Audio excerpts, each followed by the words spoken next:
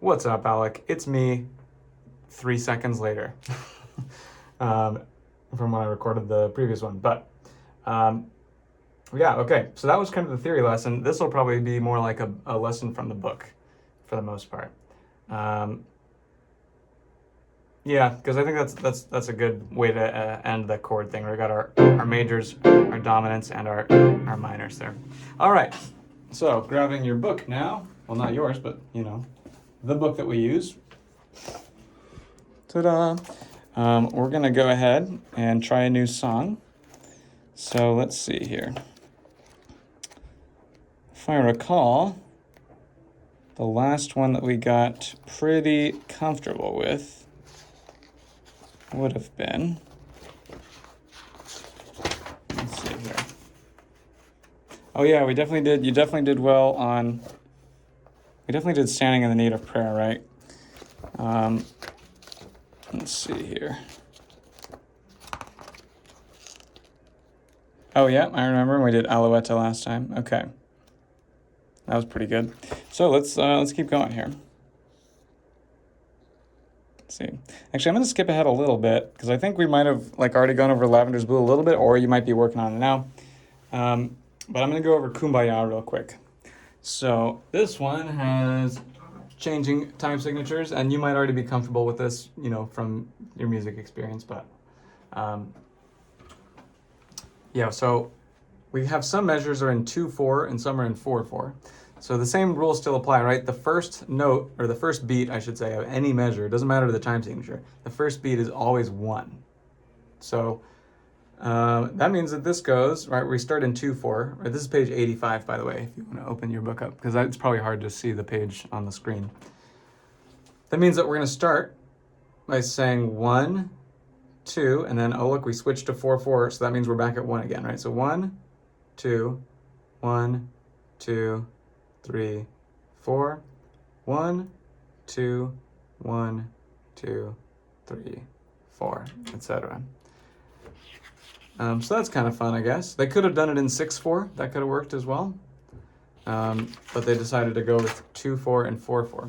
So if you do kind of count this out, you know, you can go 1, 2, 1, 2, 3, 4, 1, 2, 1, 2, 3, 4, 1, 2, 1, 2, 3, 4, 1, 2, 1, 2, 3, 4. So just make sure you start at 1 every time there's a measure change.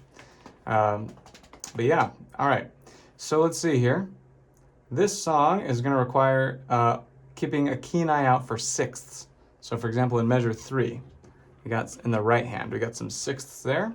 So that's C and A, right? You can always tell an even numbered interval, like a sixth, because one note will be on a line and one will be on a space. So they look kind of lopsided, right? Compared to the fifth, which is pretty symmetrical. It's just 2 line notes or 2 space notes instead of 1 of each. So, as always, it makes sense to do one hand at a time. So maybe we start with, why don't we start with left hand here? So we got C and E with fingers 5 and 3. And then we're just going to go up to a fourth, and then back to our third there. So rhythmically, I literally cannot speak. Rhythmically speaking, that's going to be, oh, I guess it has actually the counts written out here.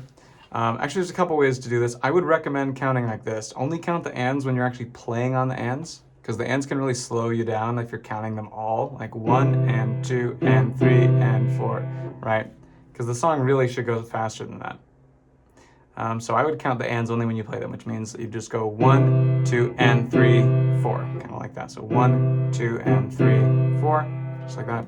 Just make sure, of course, that the numbers still fall on the right notes, or sorry, still fall on the right beats. You know, you always want 1, 2, 3, 4, right? That should never change. But then sometimes you could say and in between if you need to play in between, right? So 1, 2, and 3, 4, 1, 2, and 3, and 4, and or whatever it might be. Also, my phone is dying, apparently. I don't know how.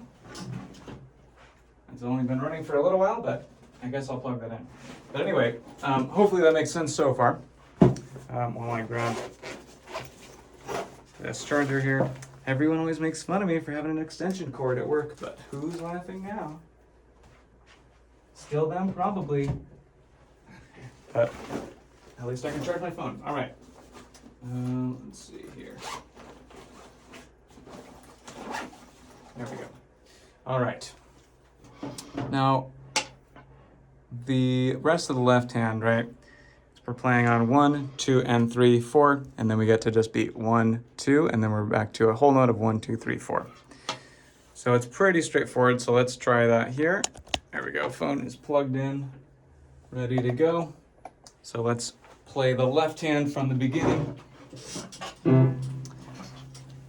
What I'm going to do is I'm going to count this rest here. Also, this is like super annoying, but that is a whole rest. And basically people just got lazy at some point. They just started using whole rests for basically any amount of beats as long as it's the whole measure. The exception would be if you were playing in like 6/4 or 8/4 or something, or 4/2. If you have fewer than 4 quarters per measure, they're just going to use a whole rest, even though a whole rest is supposed to add up to 4, right? In this case, it adds up to 2. And you'll find that in 3/4 as well. It's kind of annoying. But anyway, so what I'm going to do is I'm going to count these rests, which means you'll hear 1, 2, and then you come in on 1 again. Here. So we'll go decently slowly here. We'll do it a couple times. All right, here we go. 1, 2. 1, 2, and 3, 4.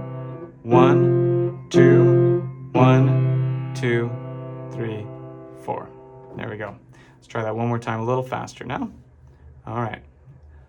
1, 2, 1, 2, and 3, 4. 1, 2, 1, 2, 3, 4. And I'll let go there. All right. Not too bad, right? Not too bad. The right hand has basically the same rhythm. It's just that we've got to pick up here. So we actually do play in the first measure. But same rhythm, right? Dotted quarter, eighth, half, quarter, quarter, whole. So we got ourselves a C and then an E and then a fifth. And then you got to watch out for this sixth coming up, right? And then back to our fifth. So let's see here. So let's do right hand only now. Make sure you're using middle C. Should be good. All right, here we go. For this one, I'm going to count in using a measure of 2, 4, because that's how we start. So I'll say 1, 2, and then we'll play on 1, 2 right there. So here we go.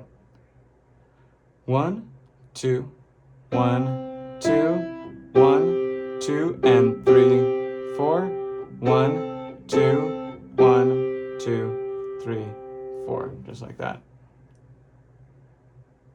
But yeah, all right. And let's do hands together. Man, now I'm wondering, did we do this one? That'd be funny. I'll make sure to go over something else too, just in case. I don't think that we've done this one together yet, but either way, good practice, I guess, to do it with me. All right, hands together now. All right, here we go. Pretty slow. 1, 2, 1, 2, 1, 2, and 3. 4, 1, 2, 1, 2, 3, 4. All right, the rest of it is basically the same rhythm, it's just different notes.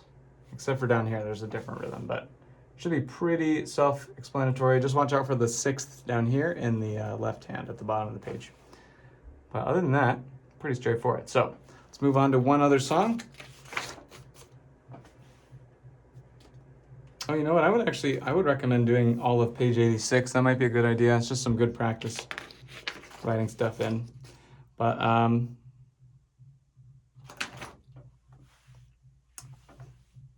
let's see here. Maybe we'll get to this hand exercise next time. Which one even is this? Right? Oh, okay. I see. All right. Going on to page 88 now. This honestly isn't very tricky. It's just helping us get used to the dotted quarter notes some more. So this song is London Bridge, right? Etc. And we got our old friends, the C major chord and G7 chord. Right? We got C, G7, and of course got some ties as well. So the way you would of course count this, right? Again, if we're using this sort of system where we only count the ands when we're actually playing on the ands, we can go 1, 2, and 3, 4, right? 1, 2, and 3, 4, 1,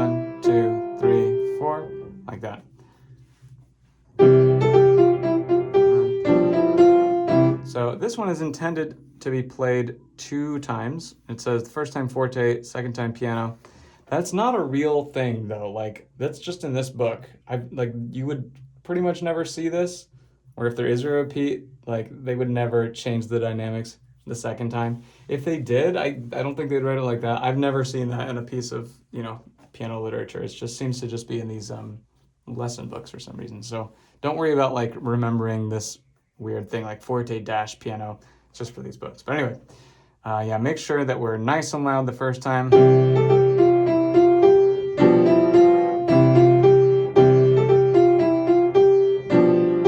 then nice and quiet.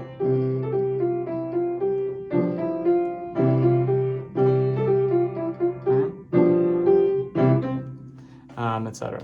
Yeah, I don't think you really need me to go over what's going on there, though. I think that's pretty straightforward. I will say when we get to page 89, that's going to be definitely a new kind of challenge because we do have some. It's going to start to get tricky to get the left and right hand to play together properly. Like this part isn't so bad, but like when we get this rhythm, like that, then that starts to get tricky. So. Anyway, let me check the time here. Oh yeah, we're doing good on time. All right. So I think you pretty much do know what to do here. I don't want to walk you through it too much, but so I guess Kumbaya, if you haven't done it already, on page 85, and London Bridge, and maybe Michael Row the Boat Ashore on page 88. If you want to try either or both of those, that'd be a good idea. But yeah, okay. So maybe I'll finish up with some more theory stuff, actually. Let's see here. Okay. So I'm going to go back to what we were talking about in the previous lesson, where I said that if we're naming a chord and it's got MAJ in there, or a triangle meaning major, that refers to a natural 7, right? The 7 from the major scale. And if we take away the MAJ, that implies a flat 7, for God knows what reason. So that means you can get a sort of interesting thing going on. So we went on to like a minor 13, right? Which has like the lowered 3 and lowered 7. But what if you want a minor chord, right? But it's got the major 7, right? The 7 from the major scale. That's a perfectly legitimate chord. What if we want to do that? Well, I'll tell you. Let's go through this one at a time, right?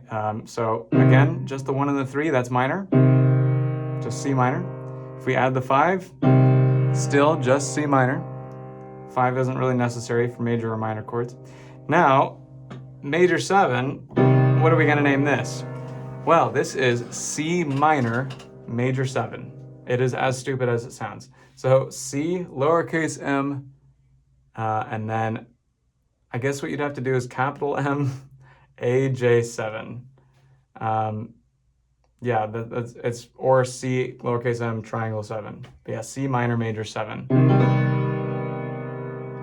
That's literally what it's called, C minor major 7. So again, the minor, right? See, the lowercase m minor implies flat 3, which we have. And then the presence of MAJ implies the 7 from the major scale. Right? And we've got both of those, so that's it, C minor major 7. So if we continue, we add another third. Now this is C minor major 9, right? Because again, all that MAJ really tells us is the natural 7, and of course we still have that, so that part doesn't change. C minor major 9. This would be C minor major 11. It just sounds like I'm making stuff up at this point. And then again, similarly, same kind of deal.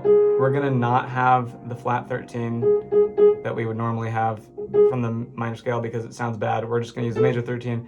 So now this is C minor major 13. You'd be pretty hard pressed to find an example of this, but that's what that would be called, C minor major 13. But the important ones are C minor major 7 and C minor major 9.